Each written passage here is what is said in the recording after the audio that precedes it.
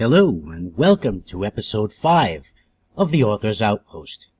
Tonight we have a special guest, and his name is BorrowedTune, and we'll be reviewing his mission, Starfleet Section X. And I'm Captain P.F. Dennis, and with me as usual is me, Casmodian, who never makes his cue. That's okay. We can edit those spaces out later. It's a little slow. We start at 8 o'clock, and that's a long day for me. I'm up at 5:30, have my secret identity, my day job. I have to pretend to be a normal person to make money. Anyway, we're going to start off with our usual news.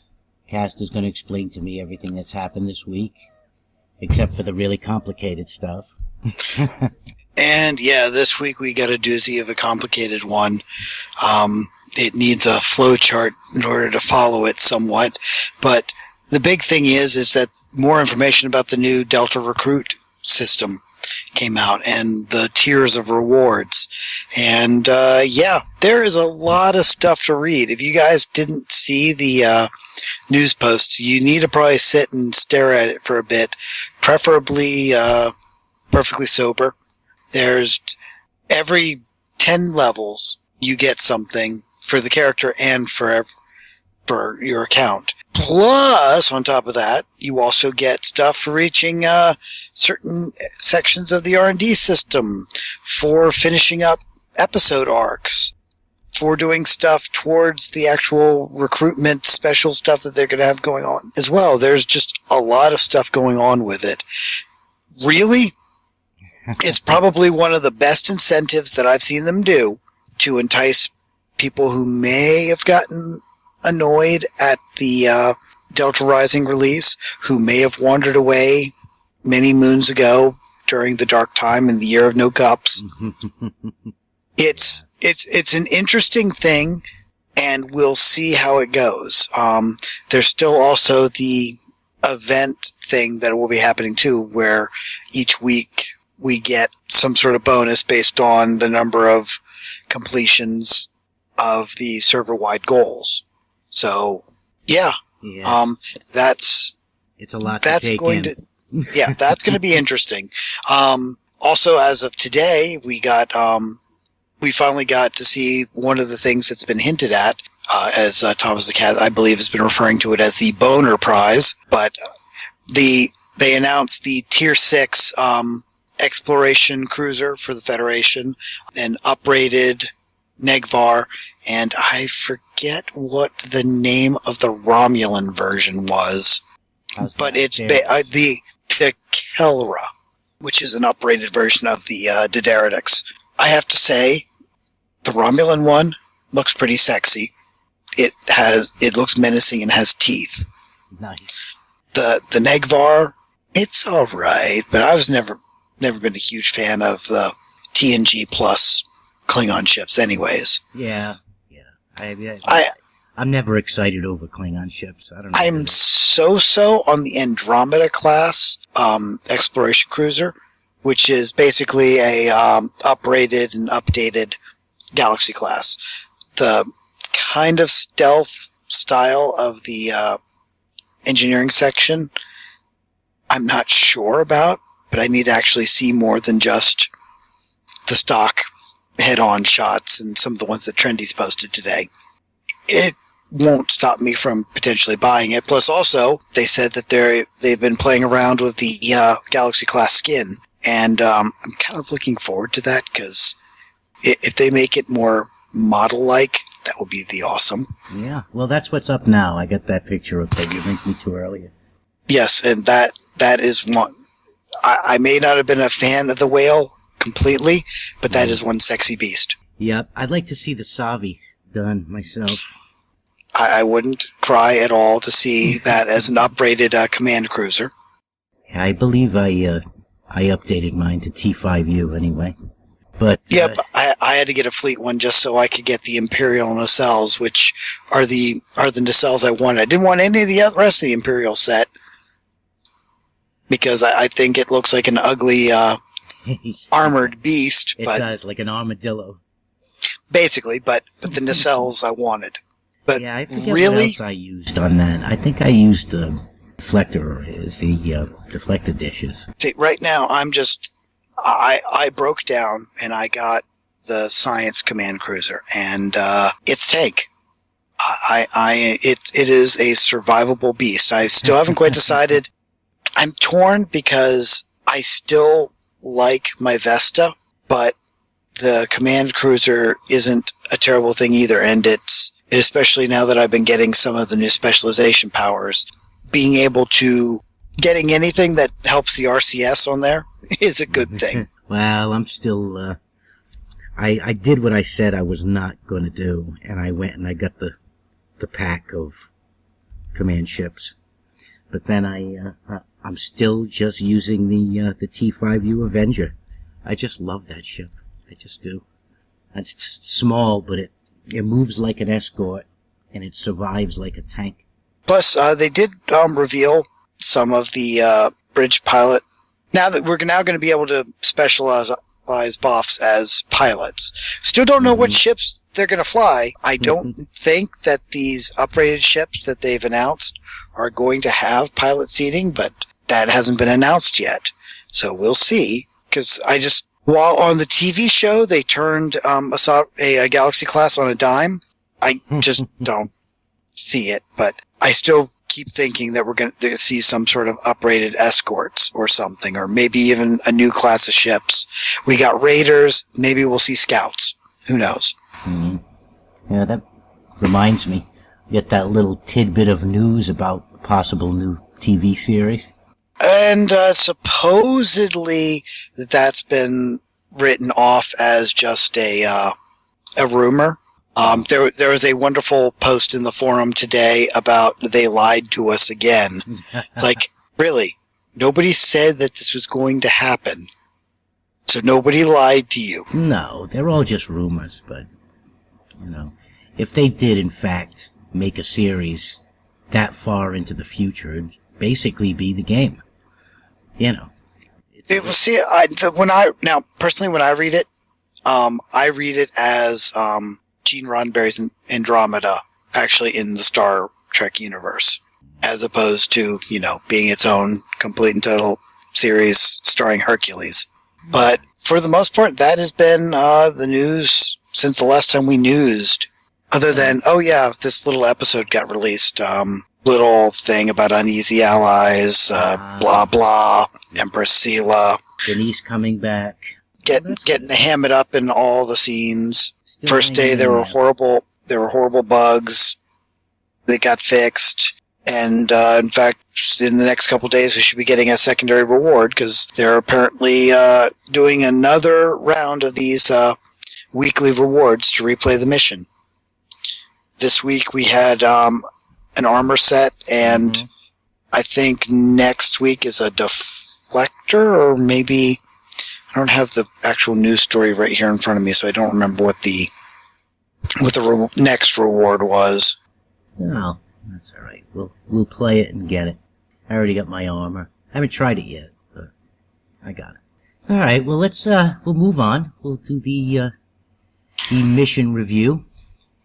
And we have BorrowedTune with us. And why don't you, BorrowedTune, give us a quick overview of the mission? Let the audience know, basically a quick synopsis of what we got, what it's about. Hey guys, thanks for having me on. And hello STO community. Quick synopsis. Yeah, without giving too much away. Well, first of all, I should release you guys from any doubts about talking about spoilers, because I think it's almost impossible to talk about this mission without including spoilers, especially considering we're going to talk about the episode that it's based upon later on. So, that's just going to be mega spoiler there. So yeah, basically it's a mission where the player's ship gets called to investigate some strange reports in a part of the galaxy that the Enterprise D explored 44 years ago. And that's the setup for the mission. Yeah, it had a fun time in this mission. A lot of references to other shows. That was comical. And things. And, I might have something to hand off to you here, Paul, too, in regards to that. You know, I wait to the last minute to do this stuff because that's how I work. Where did I put that? But one of my first questions is what inspired you to build the university that we start off on? Because I really wish we could have spent more time there, because you spent a lot of time on that environment. Or if that's you throwing something together, Yeah. I believe a lot of people could take some... That was really beautiful, actually. I was looking at that earlier. You know what I'm going to do? I'm going to bring it up. But keep going while I do that. Honestly, it kind of did start as me just throwing something together to do that first little bit of the story, basically to introduce Admiral Dunham and the premise of what Starfleet Section X was going to be. And then, of course, me being who I am, I did spend quite a bit of time building that map. And I actually had to end up building that map, I think, 3 times before I got it right. With some crazy BOF pathing issues that were going on and stuff like that. And some of the trigger work and stuff that goes on in that map. Because, yes, there is a lot of object switch outs going on several times, and that certainly helped. Oh, did we lose him? Yeah, looked like we lost him for a second. Oh, all right. And, oh boy, I've been sitting here talking. That's all right. You know, it was only a minute. Not even a minute. I have no idea even what I actually said, but I wish we'd spent a little bit more time on that map, getting to just explore and talk to some of the people. I'm in it right now. Because it was an environment that was very complex with lots of map or object switch outs, and it was just a well-constructed map. I like the waterfalls. Yes. I like the tiers of buildings in the background with the 3-level waterfall. Yeah, that was actually that was the only thing I knew I wanted on that map when I started making it, was those waterfalls. And everything else came after that. That river that you're standing in front of right now, that's the reason I had to make 3 versions of that map and rebuild it 3 times, just to get BOF pathing correct, because they would get stuck going across that river. And it wasn't until I tested it live on Holodeck that I found out about that. Because you can never trust BOF pathing. No, it's all preview changed. mode. It all changes after it's published. Yep. It gets kind of baked in during the published process. It's too bad I didn't have that tutorial. I got a tutorial coming up where I do I show how to make timers, reliable ones. And That would be good. I happened to mention pathing in it and how you're never sure until Publish bakes it in, because the timer might work in a preview, but as soon as you publish it, you know, the mobs that you put inside the invisible box can break right through that wall, so you have to be careful. But it can be done. Yeah, So, a lot of great scenery in this mission, a lot of great comical dialogue, which I really enjoyed. I like the fact that you grabbed the bit about Astrid and how he could never remember her name. And I got a kick out of that all the way through. And of course, that's coming up. First off, we meet a not quite familiar character, and that's where the image I sent you, Paul, comes in. Because we're actually here at this colony for trying to get into several symposiums, but unfortunately the only one that's opened is this one gentleman's. So we attend this symposium. And I don't think I actually put the caption on the image, but my question was separated at birth.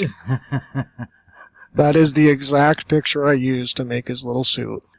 It was after this that things go horribly wrong, as they are often do in these far-flung colonies around the galaxy.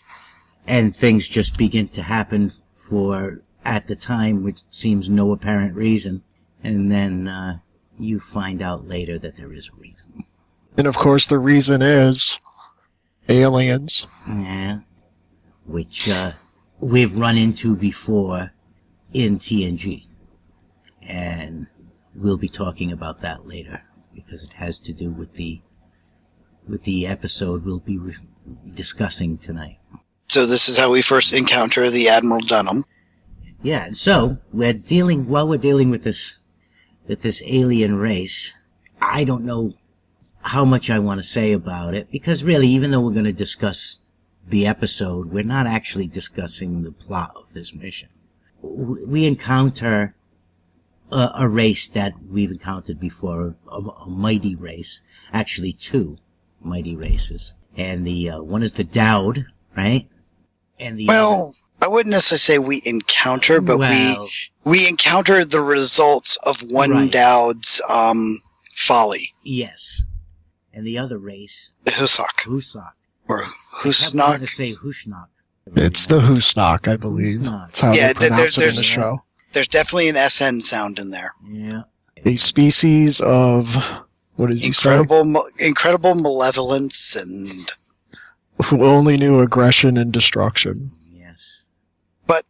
That's for later. We haven't gotten quite there yet. By the way, folks, spoiler alert. Before that, we are tasked, after we deal with a little situation on the colony, we are tasked to head to the Planck Research Station. Well, Science Station, I should say. Yes. So we'll also encounter, what's the doctor's name? Dr. Walters. Dr. Walters, right? And his Which, trusty assistant. and his trusty assistant asteroid. Astrid. Yeah. Astrid. Astral. Definitely an A something. I am glad you guys did appreciate the humor in this episode. It's not easy to write comedy, as I'm sure you guys know. No, it And isn't. quite often it can be hit or miss, and you never know That's why I have what the reaction is going to be. Right? That's why I have very few of them. I think I have 2 missions that have any kind of, I don't know, joke in them. Yeah, because for every person that appreciates Buster Keaton, you have a person who actually thinks Jack Black is a comedian. And that's just how it's always going to be. So true. We decided to, we'll go on to the mission, the episode now. Well, I did want to comment. Go ahead. The reveal of who was actually behind all of this when we actually first meet, I'll say the Herald of the Husnak, was a very cool thing when you materialized him in the, I don't want to say in the containment field, because I don't quite know I can't quite remember what exactly that the chamber system was. I think it's just called containment chamber or something. Yeah. But the way the objects you had in there interacted, it was a really cool effect where you see the shadow of a being, and then you can you get close enough, you can actually make out the person that's in there. Yes. It was a very dramatically well pulled off moment. Yeah, that was very cool. I also have to say, again, the technobabble in this mission was right on the money. It's the second mission in a row that we've played for the show that it was very, very well written. Thanks for saying that. Yeah, I do research all the technobabble in most of my missions to, like you said, it is technobabble, so of course it doesn't make any sense, but I try and make it Yeah, make sense in the Star Trek universe. because we know it's not real. I call it technobabble because it's not actual science, but it sounds perfect. I mean, you can tell sometimes it's done badly, and it almost makes you cringe when you read it. The last 2 missions I've played, it's been great. Yours and Pax's last week were great. Well, the Star Trek universe is just so full of technology and words and stuff that they use. And, when you're writing your story, you know what you want to happen.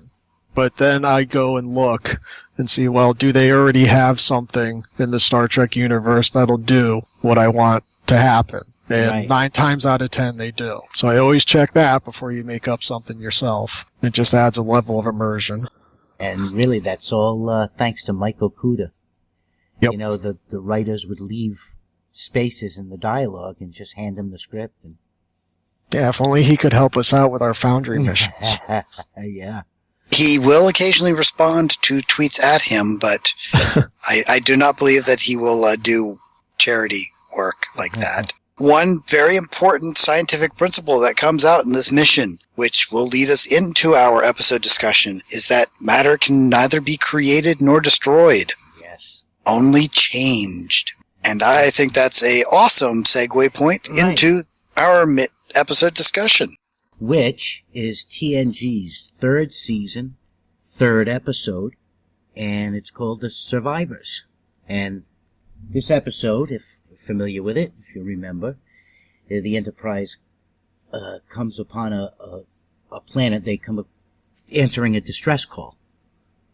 And they get to the planet, and they find the planet's been completely obliterated until they spot one little plot of land with one building on it, and the two survivors that miraculously were spared from this alien attack. The aliens being the Hushnok. The lone survivors were Kevin Uxbridge and his wife. And the thing about this episode, too, that I love is that Picard just has to know the answers. He's not going anywhere until he finds out the whole story. He doesn't believe a word of it. And because it didn't make sense, he kept pressing and pressing and pressing. But, and of course, there was the B plot of that time when Deanna's powers got her into trouble yet again. Yeah, the music box of the mind. I think the great thing about Picard, like you said, is that I think part of the reason why he doesn't leave is he actually gets a little perturbed. Yeah. And I think that's a great little character development for him, is that, he just gets a little angry at what was trying to be done to him in his ship. That's right. And he stands his ground. Yeah, he doesn't want to pushing. Will not be played for a fool. And of course, during the episode, it's revealed that the colony was indeed attacked by a race called the Husnok, and Kevin Uxbridge is not actually who he says he is. He is a Daud, a nigh immortal and Q-level omnipotent being capable of doing things like snuffing out an entire civilization in one fell swoop because his wife dies during the attack. And he didn't lift his hand to defend her. But it begs the question, if he just wanted to be left alone on the planet, and he's got these Q-level powers, why would he allow the Enterprise anywhere near that planet? I'm sure he could have done anything to get rid of them. It's a good point. It's a little bit of an inconsistency I noticed watching that episode the other day to get ready for this. Mm-hmm. And I noticed he's always surprised when they beam down to the planet. He can't detect them when they're in orbit, but yet he's able to control the ship to attack them and stuff like that. So a little inconsistency there as far as what his powers actually are. Yeah, there's a limit to them, only it's hard to define. No, it's quite easy to define. His powers are plot-based. The Enterprise has plot armor.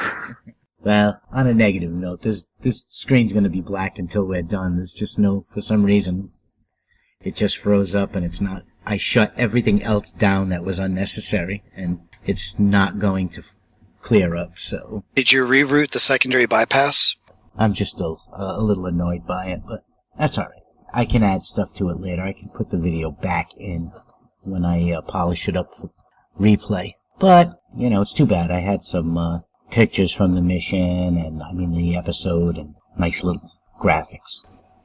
Like Riker being hoisted by his own Picard, which there is omnipotent being, and yet he has a snare trap set. Yeah, that made me laugh, though. One of the few episodes we actually get to see them outside and not shooting on a set. And, of course, they're the continual attacks that are just enough to drive them out of orbit into the edge of the star system, but not enough to really do any damage. But you notice that TNG originally aired in '87, and there was a big question mark as to whether this thing was going to work. How do you make a new Star Trek show? But by season 3, it really started to gel. They really found their feet. It started to get a lot better, especially capping off with the Best of Both Worlds episode at the end of the season. We still don't talk about that episode. That was a long summer. It was a long wait. That was a very long summer. Oh, yeah, they had some great episodes that season. Yesterday's Enterprise, The Defector, which is one of my favorites.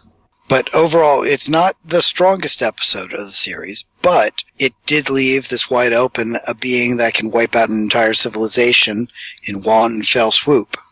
And what happens to a race that's entirely based off of conquest and glorious combat when they are removed from the picture suddenly, which is a thing that was touched on in this mission. The kernel of the idea for my mission was just like, this guy, this Dowd, kills 50 billion people in a second. And, there's got to be ramifications for that. And there's got to be people besides the Dowd who are affected. If this is a spacefaring race that's expanding across their sphere of influence in the galaxy, and, what would happen to those people, which I kind of touch upon in the episode. Well, thankfully they weren't an Iconian servitor race. Everybody else seems to be. Yep. Yeah, they have a lot of puppets, those Iconians. But overall, episode is worth watching. It had a number of notable character actors in it. Well, okay, it had 2 character actors, because we pretty much only saw the crew and these guys. Well, I wish we could go on more, but this is becoming a problem, so we're probably going to wrap it up. We'll only have a 40-minute episode tonight, but that's okay. I guess I'll say the address is out. You can reach us, you can contact us at mailbag@theauthorsoutpost.com. Our Twitter is at authorsoutpost. We actually have a new IRC channel, which is #Author'sOutpost. And that is located on the Geek Shed network, so irc.geekshed.net. Okay. And anything else anybody want to say before we head off for the evening? And Thanks for having me, guys. It was a lot of fun. Not a problem. We'll have you back again when things don't go sideways on us like this. And it was and thanks for the mission. Yes. Do you have anything else on your plate? What do we have to look forward to? We'll see. Most likely there will be at least 2 more episodes of this Starfleet Section X. Oh, good. I look forward to playing those, because we really enjoyed this mission. Very, very good. Thanks for that. Not a problem at all. We'll be seeing you next week for episode 6, and I'm Captain P.F. Dennis, signing off. I'm Casmodian, apparently having to get under the hood and in the Jeffries tube. That's it. And we're going to say good night now. Good night now.